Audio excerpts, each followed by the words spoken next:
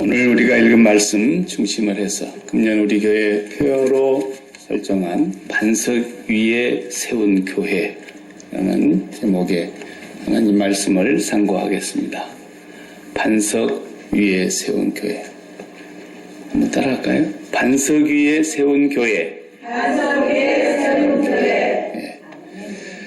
제가 이제 하나님의 부름을 받은 지 올해 이제 37년째 이 사역을 하고 있는데, 제게도 꿈이 있습니다. 아버지 앞에 가기 전에 하나의 꿈이 있어요. 그 꿈은 교회로 교회되게 해보는 것입니다. 교회가 교회돼야 되는데, 교회가 뭔지를 모르는 사람들이 많고, 또 알아도 어떻게 그런 교회를 우리가 정말 이루어가면서 신앙생활을 할까, 이런 것이 우리 그리스도인의 큰 과제입니다.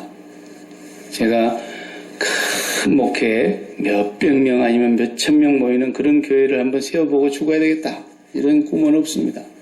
그러니까 그런 꿈을 가지셨더라가 우리는 포기하는 게 좋을 것 같아요. 우리는 언제 1000명 되나? 꿈도 야무지다. 100명도 안 되는데. 저는 꿈이 뭐냐면, 진정한 그리스도께서 세우신 교회의 모습을 한번 보고 죽으면 좋겠다, 이런 생각이 드는 거예요. 주님은 두세 사람이 모인 곳에 내 이름으로 모인 곳에 내가 그들 중에 있다. 그러니까 약한 교회 사람들이, 숫자가 적은 교회 사람들이 위로가 되는 말씀으로 생각을 하는데, 그런 뜻이 아닙니다. 그 말씀하신 취지가 조그마한 교회도 주님이 함께 계신다, 그런 뜻으로 그 본문을 하신 게 아닌데, 작은 교회는 그 본문을 위로를 받는다 말이죠. 교회가 뭔지를 모르니까 그러는 거예요.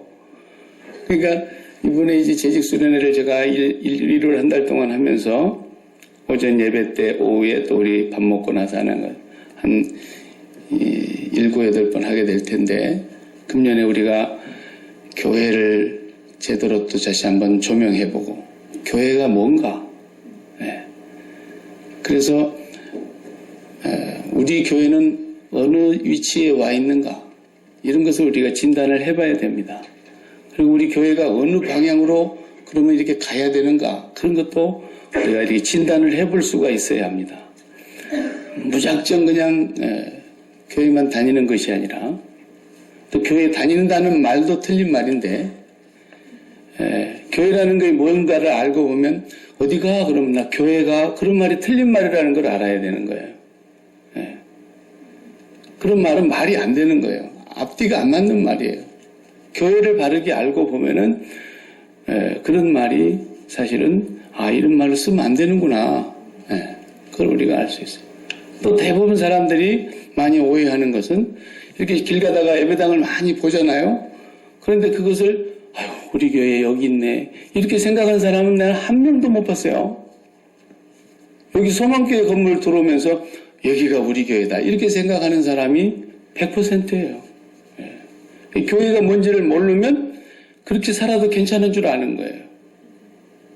여기에 가다가 예배에 모이는 장소가 있으면, 여기 우리 교회가 있구나, 이게 우리 교회예요. 우리 여기 한인교회만도 서너 개가 있는데, 우리 교회만 우리 교회인 줄로 생각하고 사는 사람들이 많단 말이에요. 그 교회가 뭔지를 모르니까 그렇게 계속해서 잘못된 오류된 생각을 가지고 평생을 그냥 가버리는 거예요.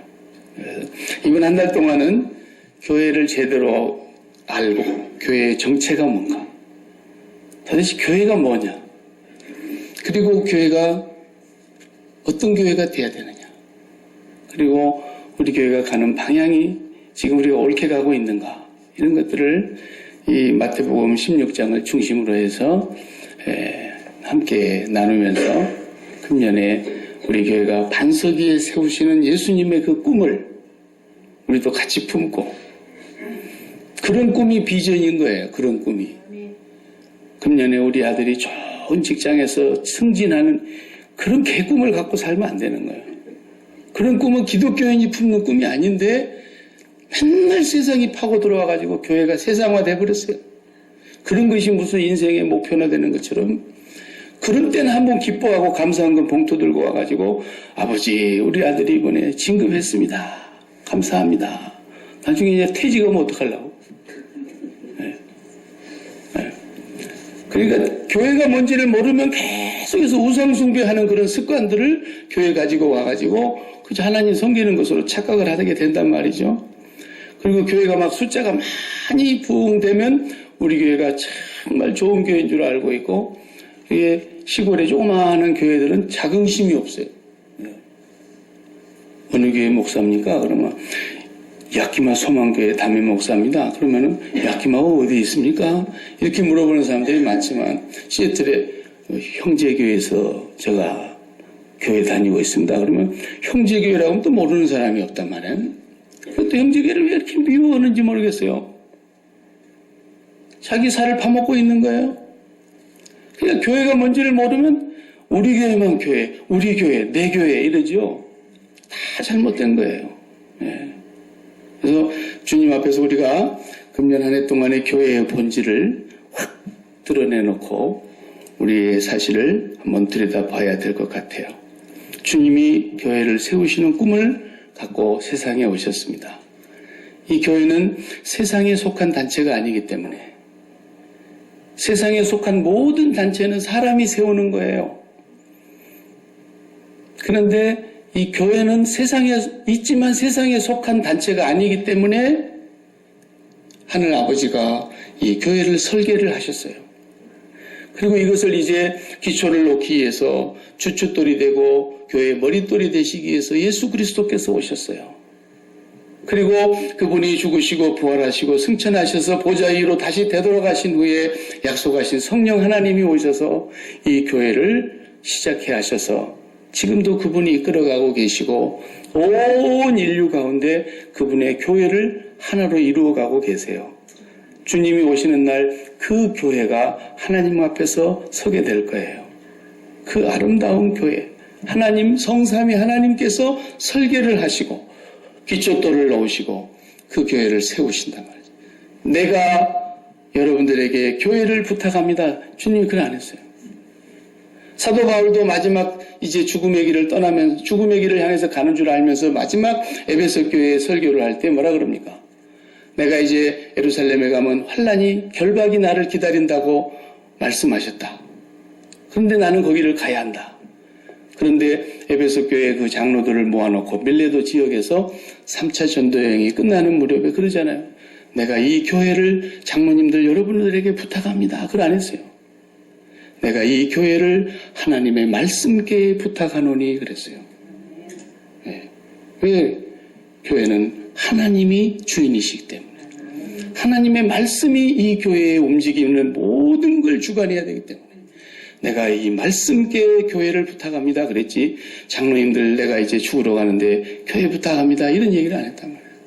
장로님 그대들도 말씀이 당신들을 주관해야 됩니다.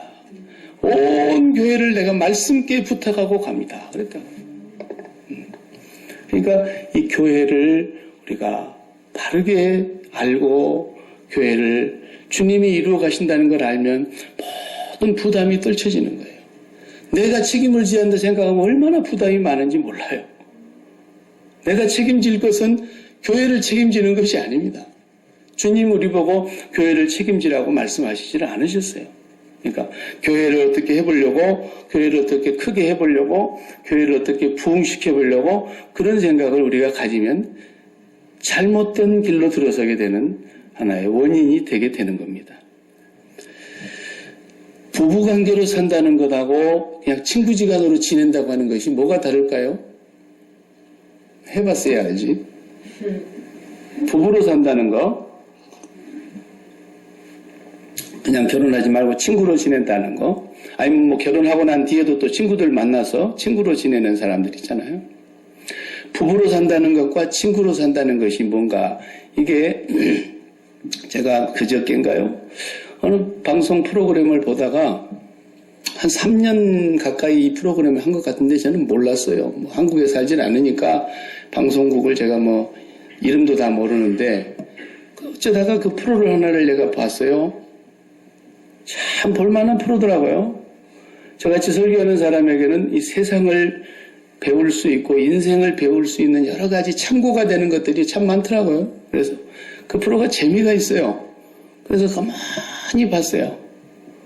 예, 얘기를 듣다가 눈물이 나기도 하고 배꼽을 잡고 배꼽이 빠지도록 웃기도 하고 그런 그 프로였어요.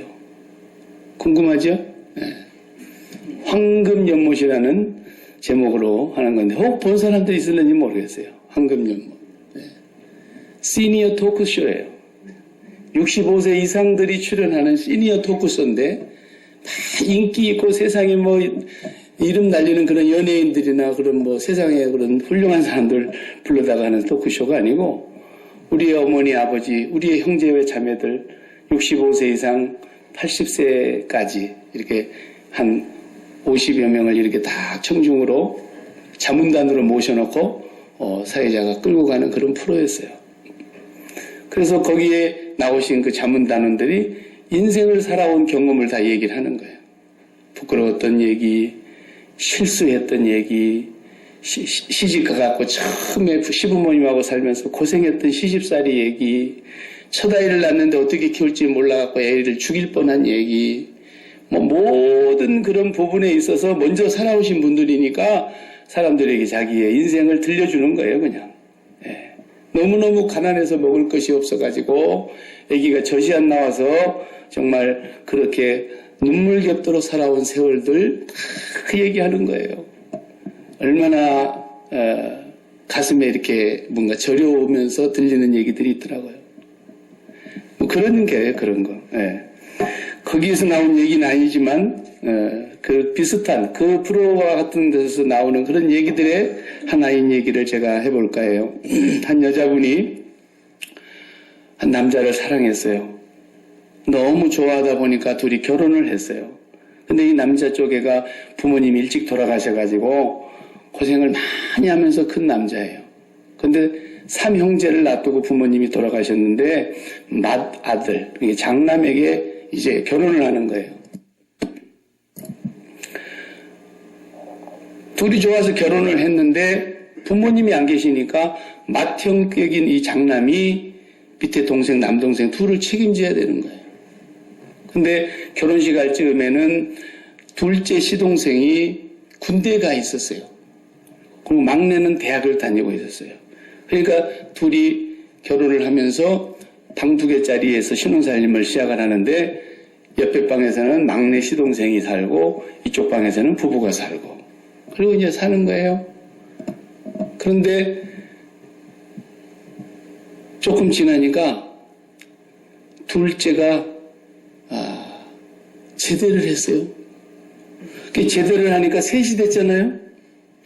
그 세 번째 이제 막내 동생이 군대 갈 나이가 돼서 다행히 하나가 빠져줬어요. 그래가지고 다시 이제 세 식구로 또 사는 거예요.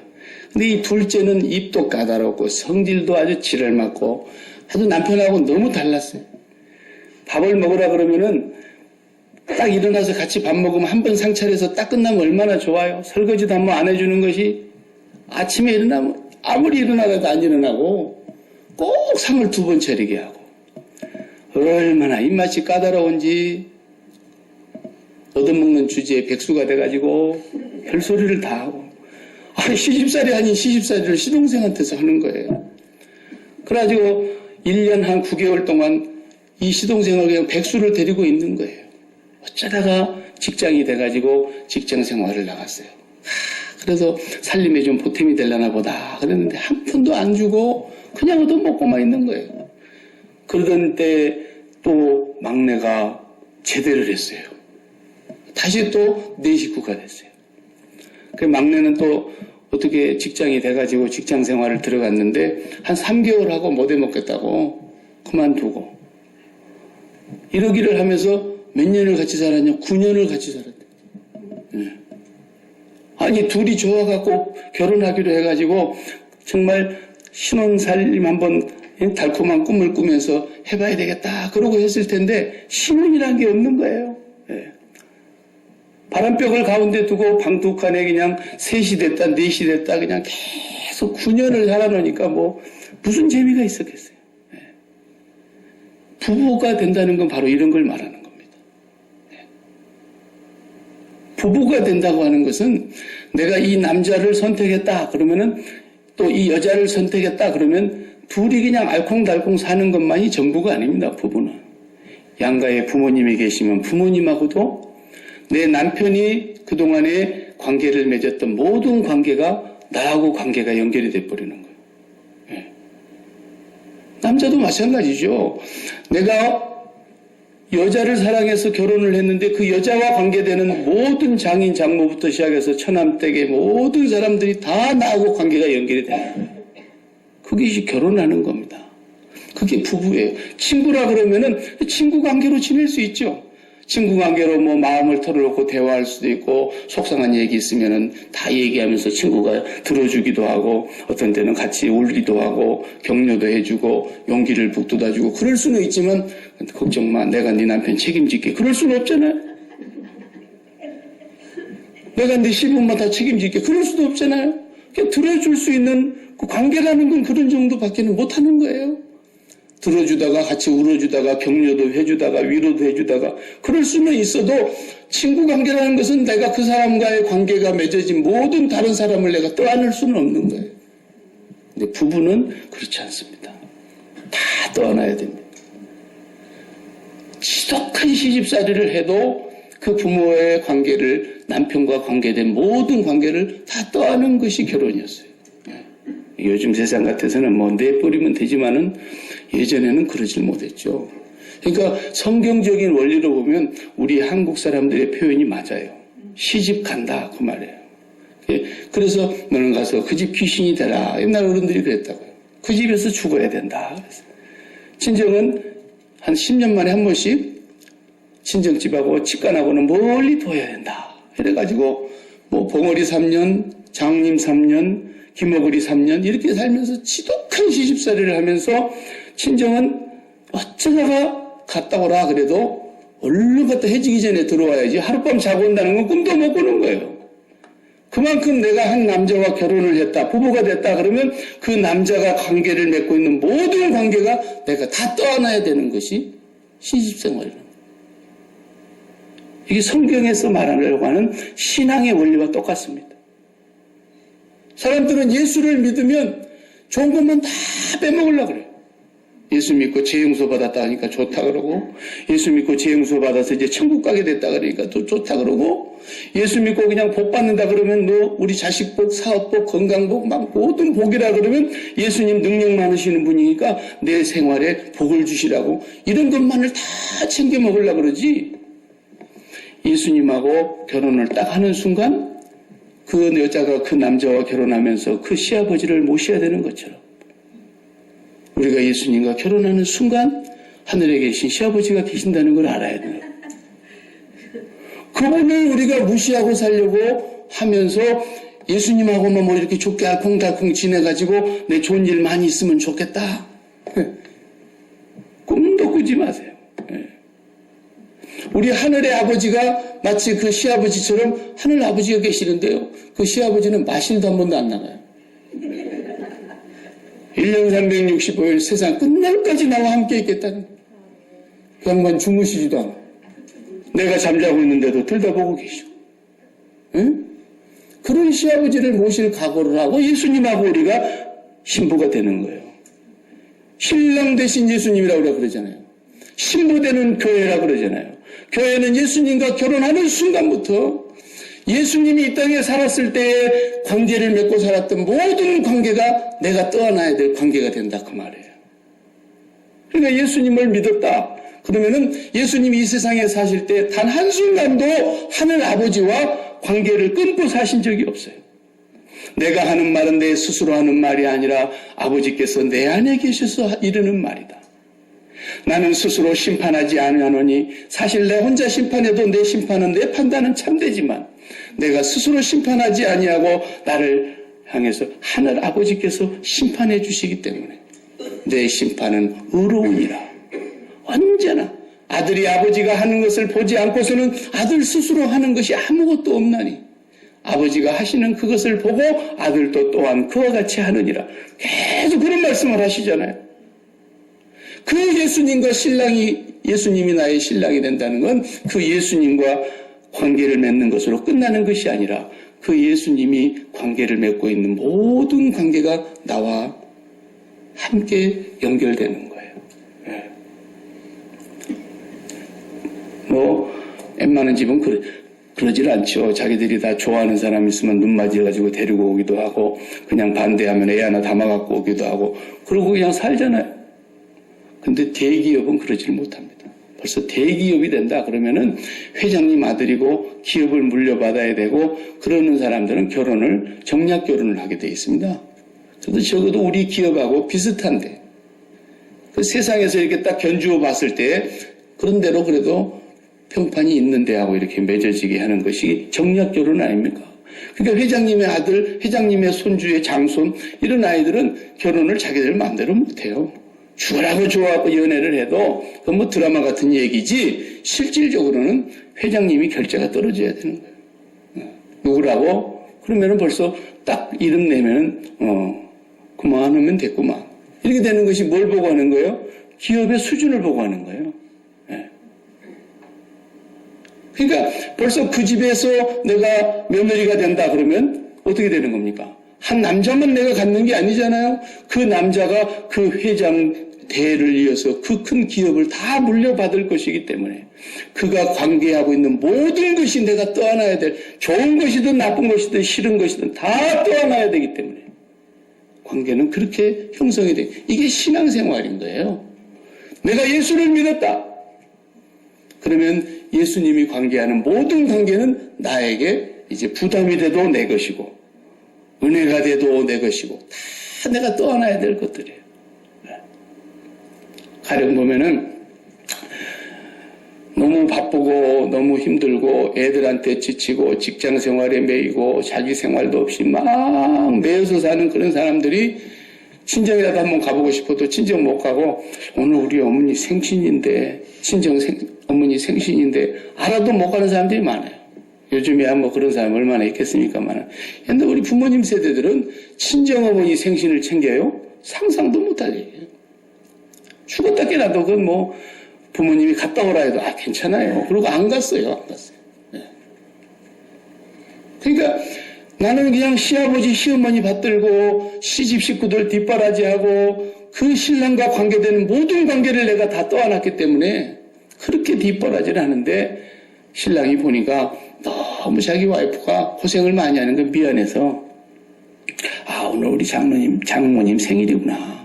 신랑이 알고 오늘 나 퇴근 늦게 할 거야. 그 집에서는 그냥 그렇게 얘기하고 공장이 바빠가지고 그런 줄 알고 그냥 늦게 온다고 그렇게 해놓고 갔는데, 신랑이 일찍이 퇴근해가지고요, 다 선물 보따리 하나 잘 장만하고 선물 사가지고 집으로 안 오고, 이게 이제 자기 장모님한테로 가는 거예요. 신랑이 가가지고 그냥 선물 내놓고 큰절하고, 아이고 귀한 딸을 주셔서 고맙습니다 그러면서 그냥 용돈을 그냥 두둑이 담아가지고 탁 드리고, 그 집에서는 그 사실이 있는지를 모르고 혼자 부인이 뭐라 그래요? 아이고 오늘 우리 어머니 생신인데 왼수 같은 놈은 일찍 들어오지도 않고, 그냥 일찍 들어오면 내가 좀 갔다 올라 그랬더니 막 속으로 그냥 상해가지고 그러고 있는데, 전화가 왔어. 친정 어머니 전화요. 미안해가지고 그냥 얼른 전화를 받았는데, 야야 김서방이 왔다 갔다 야 그러면서 또 얘기해 주잖아요. 그럼 막 얼마나 고마워요 서방님이. 그럼 그렇지, 내가 결혼을 그렇지 내가 잘했지, 막 그런 모든 시름을 다 잊는 거예요 한순간에. 그런 것처럼 말이죠. 우리가 떠안는 하늘 아버지 시아버지, 그분은요 회장님이 아니에요. 성이 좋으신데요, 물 주세요. 조물 주세요. 내가 얘기했잖아요. 나도 그 장인어른 때문에 여지껏 잘 산다고. 그분은 창조 주세요. 그분은 우리 흥망성쇠 생사화복 다 지고 계시는 분이에요.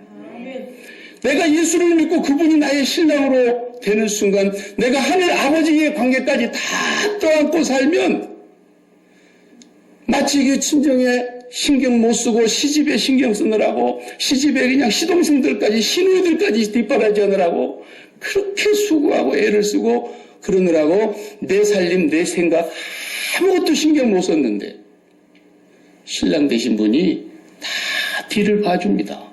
친정은. 네. 그것이 예수 믿는 원리예요. 그분은 창조주시라니까요. 그분은 우리의 생사를 지고 계시는 분이세요.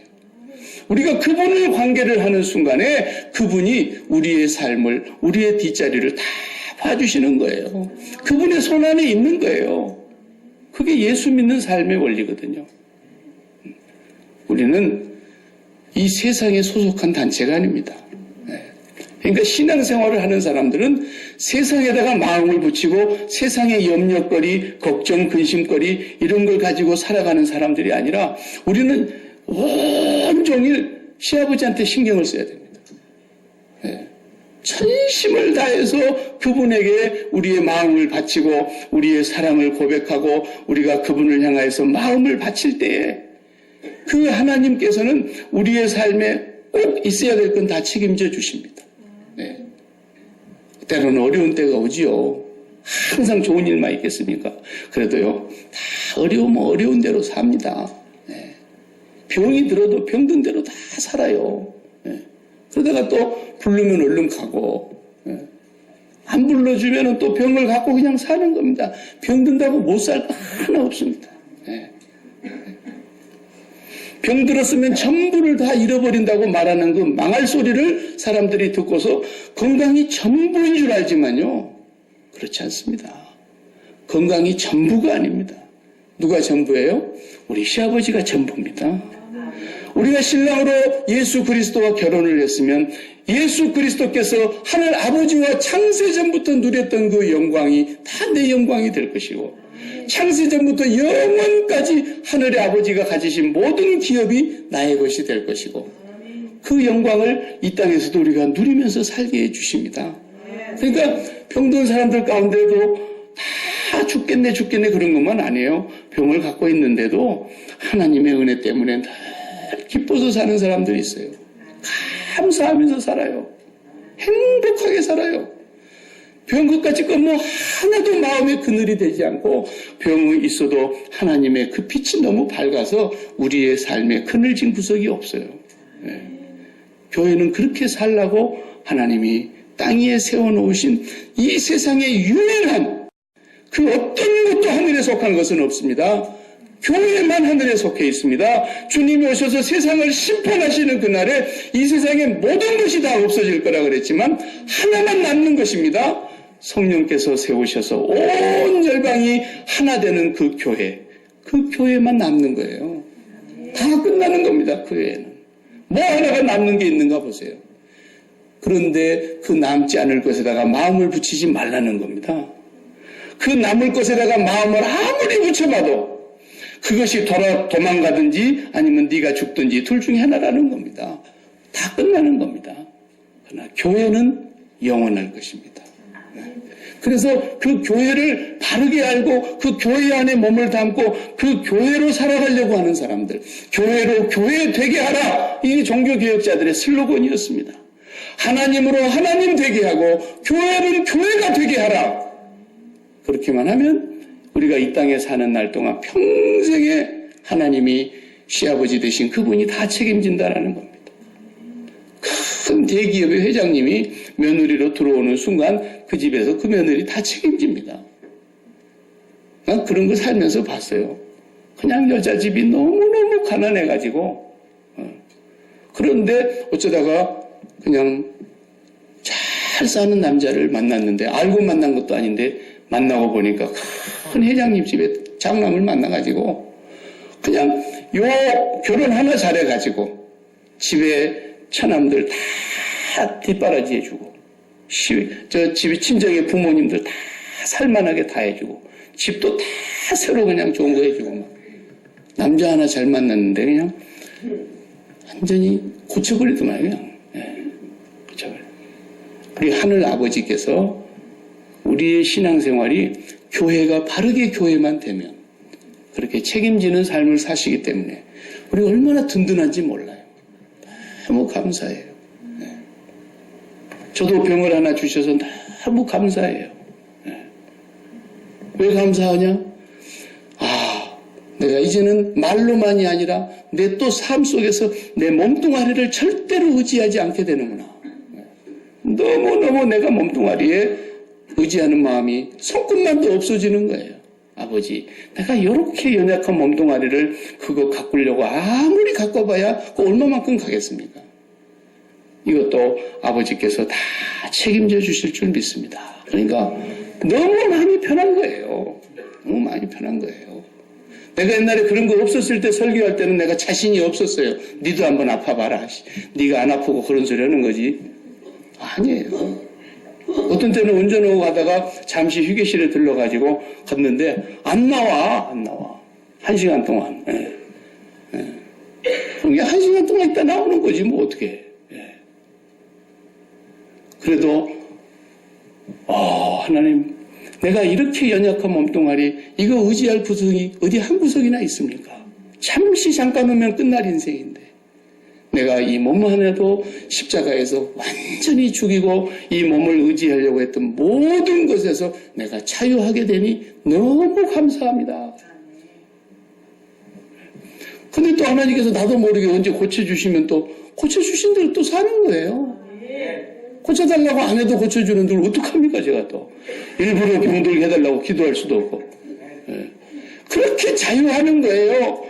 우리의 삶 속에서 그런 문제가 생기면 더 감사해야 되는 거예요. 왜? 네가 의지하고 있었던 네가 그것이 있어야만이 행복하리라고 생각했고 기쁘리라고 생각했고 만족하리라고 생각했고 마음의 안정을 찾을 것이라고 생각했던 그 모든 것들이 아무것도 아니라는 것을 깨닫게 되기 때문에 그것에 대해서 철저하게 죽어야 되는 것을 깨닫게 해주시는 거예요. 감사해야 돼요. 그것이 예수 믿는 사람의 자유입니다. 행복입니다. 그러므로 오늘 우리가 반석 위에 세운 교회가 어떤 교회길래 도대체 그 공동체는 그렇게 살까? 초대교회 공동체가 정말 반석 위에 세운 원본 아닙니까? 원본. 그 사람들 보면은 오늘 21세기를 살아가는 우리들의 삶에다 비하면 그 사람들은 사는 게 아닙니다.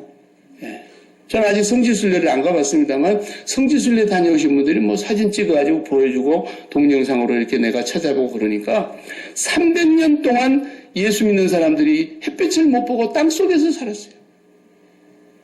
땅 속에서 300년을 살았으면은 몇 대가 산 겁니까? 적어도 아무리 짧게 살아도 8대가 산 겁니다. 5대가 산 게 아니라 8대가 산 거예요. 땅 속에서. 집이 없었어요.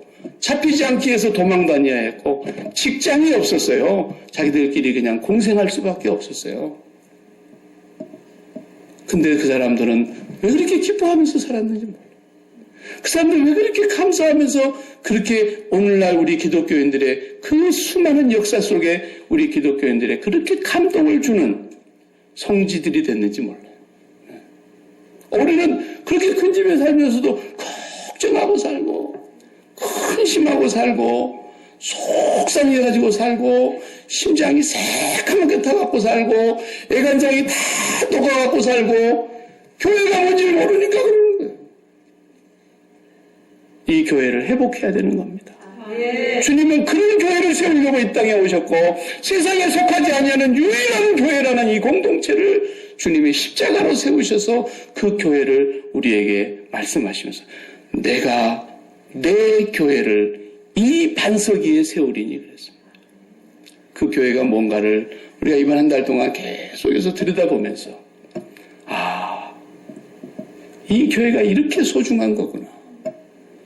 이 교회가 이렇게 우리에게 큰 선물이었고 이 교회가 바로 가야 할 길이 이 길이구나. 무슨 몇 명 사람 더 끌어다 모아놓고 그냥 교회 커졌다고 막 좋아하고 내 교회밖에 모르고 우리 교회 그러고 이런 거 우리 이제 완전히 벗어야 되는 거예요. 교회가 뭔 줄 알면 그렇게 산 삶이 얼마나 부끄러운 삶이라는 걸 알게 되는 거예요.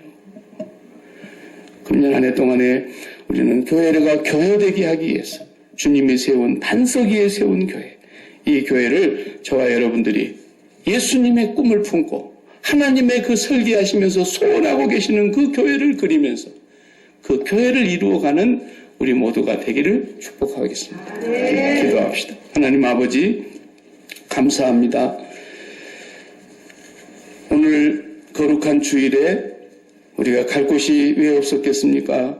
그러나 우리는 땅에 있지만 땅에 속한 자들이 아니고 이 세상에 수많은 단체, 수많은 모임이 있지만 다 땅에 속했고 다 사람이 만든 것이오나 이 교회만큼은 아버지가 설계해서 주님의 피로 세우시고 성령의 능력으로 오늘날까지 인도해 주신 것을 감사합니다. 이 교회 안에 오늘 저희들이 함께 모이게 하여 주심을 감사합니다. 이 교회로 우리가 살 수 있도록 은혜를 베풀어 주신 것을 감사합니다. 천지가 다 소멸하고 모든 것이 다 끝나는 날이 오겠사오나 이 교회만큼은 주님과 영원하리라 하셨사오니 감사합니다. 이 교회를 통해서 우리의 삶이 하늘과 늘 연결되어서 하늘 아버지와 살아가는 복되고 아름다운 가장 행복하고 세상이 줄 수 없는 진정한 평안과 기쁨을 누리면서 사는 그런 교회로 존재하게 하여 주시옵소서. 예수님의 이름으로 기도하옵나이다. 아멘.